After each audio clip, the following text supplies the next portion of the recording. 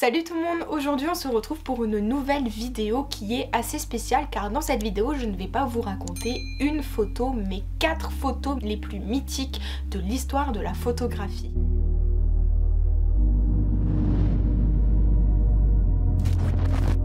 Lewis Hine est un photographe mais également sociologue américain. Il est né dans le Wisconsin en 1874. Il suivait des cours du soir et aidait financièrement sa mère par des petits travaux qu'il faisait. Il a ensuite étudié la sociologie dans les universités de Chicago, New York ainsi qu'à la Columbia School of Social Work. En 1901, il finit par déménager à New York pour enseigner l'Ethical Culture School où d'ailleurs le photographe mais également cinéaste Paul Strand sera l'un de ses élèves. 2 ans plus tard, Lewis Hine devient photographe et à partir de 1906, Lewis Hine va travailler pour le National Chin Labour Committee qui est je crois comme une sorte de croix rouge américaine si je ne me trompe pas, et puis il va également travailler avec la Works Progress Administration. Il va donc se concentrer sur l'aspect visuel de l'éducation et d'ailleurs il ne va pas hésiter à mettre certaines de ses images en tant que mise en scène, je sais pas si c'est français mais vous avez compris, afin qu'elles soient plus convaincantes. Le principe des photographies de Lewis Hine va vraiment être de faire véhiculer une image positive mais également de sensibiliser les personnes sur son travail. À cette époque, jusque dans les années 1920, Lewis Hine va vraiment utiliser la photographie de manière purement sociologique. Il dit vouloir montrer des choses qui doivent être corrigées et il sera d'ailleurs l'un des premiers photographes à utiliser vraiment la photographie comme outil documentaire. Pour le contexte du pays à ce moment-là, il faut savoir que les États-Unis sont clairement en pleine révolution industrielle. Et donc cette révolution a entraîné des réformes politiques, économiques mais également sociales. Les enquêtes photographiques pour le NCLC mais également pour d'autres magazines vont donc se multiplier. Lewis Hine va donc à ce moment-là parcourir des kilomètres pour rendre compte des conditions de travail des enfants mais également des travailleurs. À ce moment-là, les images sont nombreuses, les légendes sont précises et les Américains découvrent que des enfants travaillent dans des champs de coton ou même dans les mines et ils vont également découvrir que des familles habitent dans des bidonvilles. Après s'être intéressé aux conditions de travail à Pittsburgh, Lewis Hine est à ce moment-là mandaté par le Comité national sur le travail des enfants afin de réaliser une série de photos documentaires dont d'ailleurs la photo Cotton Mill Girl qui en fait partie. C'est un précieux témoignage qui montre les conditions de travail de l'époque, que ce soit pour les travailleurs mais également pour les enfants. Toutes les photos de Lewis Hine sur cette série-là va encourager l'action sociale mais également favorisera les réformes. Je pense que vous avez compris que le but de la photo de Lewis Hine est de vraiment sensibiliser le public au phénomène du travail d'enfant. Et ça, on peut le comprendre même dès la première fois que l'on regarde cette photo car Lewis Hine a fait en sorte pour vraiment démontrer le plus possible mais également le mieux possible les conditions de travail des enfants mais également tout simplement le travail des enfants. En se plaçant à distance, Lewis accentue leur petite taille face à la machine. De plus, l'alignement des bobines introduit l'idée de répétition et souligne d'ailleurs le fait que la fillette est prisonnière d'une mécanique sans fin. On peut voir également que au loin dans la photo il y a une femme et donc on peut très bien savoir que la communication entre la fillette et cette femme est totalement rompue et totalement impossible car une forte distance les sépare. Lewis Hine a d'ailleurs réussi à animer sa photo par un jeu habile de contraste mais également d'opposition. Et c'est ce qui rend le cliché aussi violent aujourd'hui qu'il l'était au début du XXe siècle. Ces reportages dans les usines mais également dans les manufactures ont contribué à des meilleures prises de conscience sur les problèmes sociaux des États-Unis. Plus tard, Lewis Hine continuera dans la photographie, il accentuera même le côté artistique des photos, mais sans pour autant renier son travail de témoignage. Et d'ailleurs, ces images vont acquérir une qualité esthétique qui va augmenter leur impact sur le public.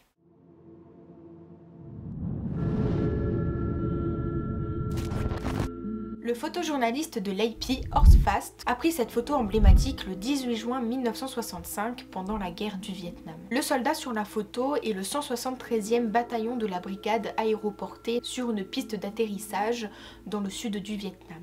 À cette période, de nombreux soldats écrivaient des choses sur leur casque qui avaient un lien entre leur attitude, le pourquoi ils étaient là, mais également où ils se trouvaient. Le message sur le casque du soldat War is Hell, en français ça veut dire l'enfer et la guerre, symbolise tout simplement l'attitude acerbe de nombreux jeunes soldats américains qui ont été sûrement enrôlés puis envoyés dans les jungles les plus reculées de l'Asie du Sud-Est pour s'engager dans des combats meurtriers mais également terrifiants. Ce qui rend emblématique cette image de Horsfast, c'est tout simplement le contraste sur la photo. Donc on a le texte sur le casque du soldat War is Hell et on a le contraste avec son visage, donc le visage du soldat qui est plutôt souriant, où on dirait qu'en fait il le vit bien, mais c'est tout simplement qu'il cache tout de l'extérieur pour ne rien laisser paraître. Donc on pourrait croire que son visage a une petite touche d'innocence, mais en fait quand on relit le texte et quand on le comprend, et bien tout simplement on voit que son visage finalement n'est pas si innocent que ça, et on s'imagine bien qu'il a dû vivre des choses affreuses et qu'il a également dû voir des choses terrifiantes. L'identité du soldat était inconnue durant de nombreuses décennies et c'est quelques temps plus tard qu'en fait la famille du soldat, les enfants plutôt du soldat, ont reconnu que c'était bien leur père sur la photo. Et donc le soldat s'appelait Larry Wayne Chaffin. On a appris qu'il a servi dans cette brigade au Vietnam durant presque 1 an et quand il a été pris en photo, il avait 19 ans à ce moment-là. Lorsque Larry a été démobilisé de l'armée, sa femme l'a accueilli à l'aéroport. Lorsqu'il est descendu de l'avion, il a tout de suite été rejoindre sa femme et il lui a montré la photo dans une publication au nom de Stars and Strip et il a tout de suite plaisanté en disant que cette photo va le rendre riche un jour. Comme beaucoup d'anciens combattants vietnamiens, Larry a eu énormément de mal à s'adapter à la vie de son pays. Il est d'ailleurs décédé à l'âge de 39 ans suite à des complications liées au diabète. Sa famille est convaincue que son diabète est lié à son exposition à l'agent orange. L'agent orange, c'est un défoliant qui est beaucoup utilisé au Vietnam et qui est d'ailleurs lié à de multiples problèmes de santé. Concernant la citation du casque du soldat War is Hell, donc l'enfer et la guerre, donc c'est une citation provenant du discours de William Tecumseh Sherman et qui est devenue la promotion de l'Académie militaire du Michigan.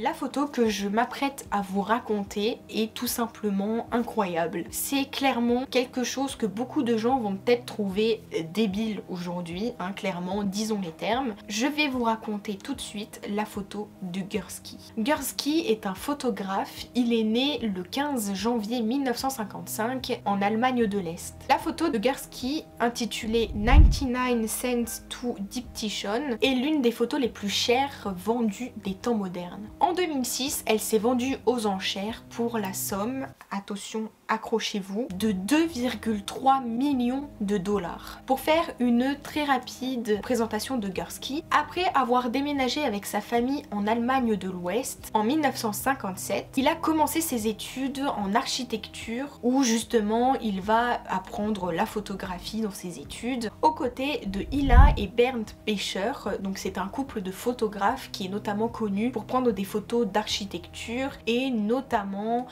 des photos de machines industrielles. Gursky prend alors très vite l'habitude de prendre en photo des choses banales de la vie et il va avoir de très bonnes maîtrises, de très bonnes techniques en photographie. En fait, peu importe ce qu'il photographie, il est capable d'en faire clairement une œuvre d'art. Gursky, un jour, entre dans un magasin, il voit un rayon 99 cents et il va tout simplement prendre ce rayon en photo. Il va prendre cette photo qui deviendra d'ailleurs l'une des photos mythiques de la photographie. Ce qui rend sa photo intéressante est tout d'abord le point de vue que Gursky nous a offert. Alors il a fait sa photo à peu près d'un point de vue élevé et donc ça nous permet vraiment de voir le dessus du rayon. Ensuite il y a cette grande quantité de couleurs, de textures, de motifs qui rend justement agréable à l'œil. La photo contient également de très fortes lignes horizontales mais également verticales ce qui est toujours agréable à l'œil. Il aurait également fait un reflet des articles au niveau du plafond, donc en post-production, en post-traitement, et il aurait donné une impression de grandeur mais également de profondeur. En fait, la photo de Gursky n'est pas une seule photo, c'est tout simplement plusieurs petites photos qui est combinée en une seule pour donner vraiment une impression vraiment de profondeur et de grandeur. De plus, le fait qu'on voit quelques têtes d'inconnus, on dirait qu'en fait les inconnus, les personnes sur la photo sont tout simplement dans un océan de marchandises, et c'est ce qui rend encore une fois cet effet de grandeur. Gursky détient la photo la plus chère jamais vendue avec sa photo Rain 2, je sais pas si ça se dit comme ça, et il possède à son actif 6 des 15 photos les plus chères jamais vendues. Alors ce que je trouve intéressant avec cette photo, c'est que clairement plusieurs personnes trouveraient ça clairement débile, surtout pour une somme qui est quand même énorme, hein, 2,3 millions de dollars, c'est pas rien. Et pour une photo d'un rayon de supermarché, on pourrait croire que clairement on marche sur la tête, hein. Mais je trouve que c'est ça qui fait son charme. Moi je trouve ça vraiment très intéressant parce que finalement c'est les choses les plus simples des fois qui marchent le mieux.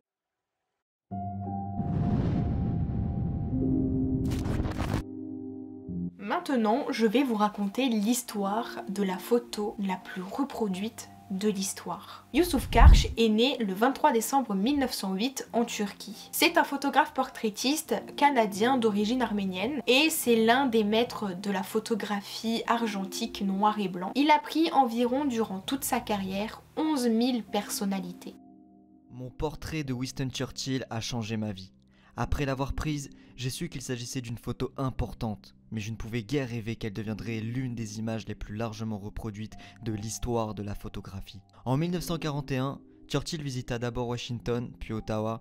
Le Premier ministre Mackenzie King m'a invité à être présent. Après ce discours électrisant, j'ai attendu dans la salle du président où, la veille du soir, j'avais installé mes lumières et mon appareil photo. Le Premier ministre, bras dessus, bras dessous avec Churchill et suivi de son entourage, commença à le conduire dans la salle. J'ai allumé mes projecteurs. Churchill, surpris, grogna « Qu'est-ce que c'est? Qu'est-ce que c'est ?» Personne n'a eu le courage de s'expliquer. Je me suis avancé timidement et j'ai dit « Monsieur, j'espère que j'aurai la chance de réaliser un portrait digne de cette occasion historique. » Il m'a jeté un coup d'œil et a demandé « Pourquoi ne m'a-t-on pas dit ?» Lorsque son entourage se mit à rire, cela ne m'arrangea guère les choses. Churchill alluma un nouveau cigare, tira dessus d'un air malicieux, puis céda magnanimement « Vous pouvez en prendre un. » Le cigare de Churchill était toujours présent. J'ai tendu un cendrier, mais il n'a pas voulu s'en débarrasser.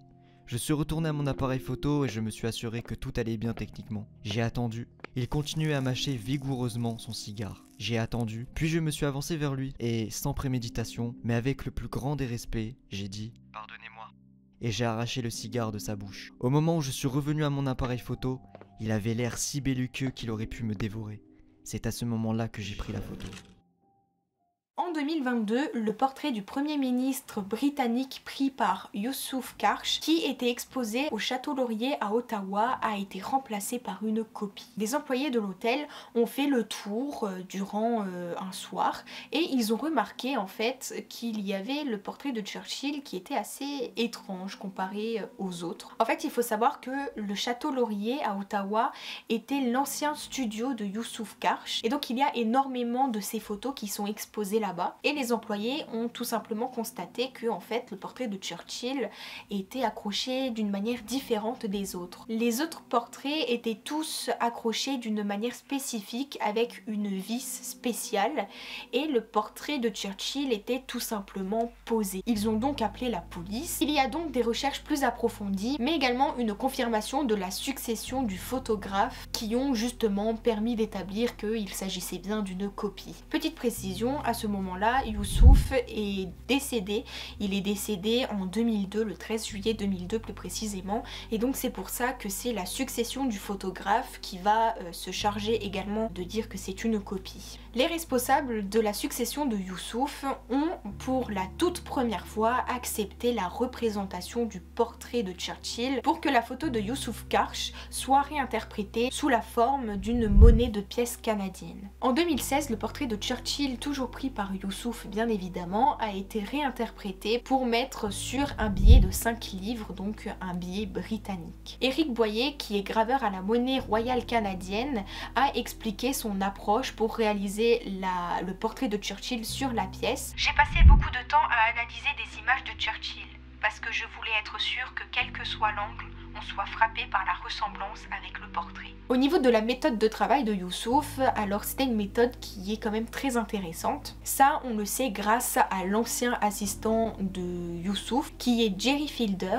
et il va d'ailleurs nous expliquer la méthode de travail. Il essayait de rencontrer ses sujets avant la séance. Il observait alors ce qui leur était naturel et s'intéressait à leurs intérêts, à ce qui les touchait et les faisait rire. Puis lors de la séance, il recherchait une expression qui était authentique et spontanée, et c'est à ce moment-là qu'il prenait la photo. L'éclairage et la composition lui venaient naturellement, c'était un don, alors il pouvait se concentrer sur le sujet.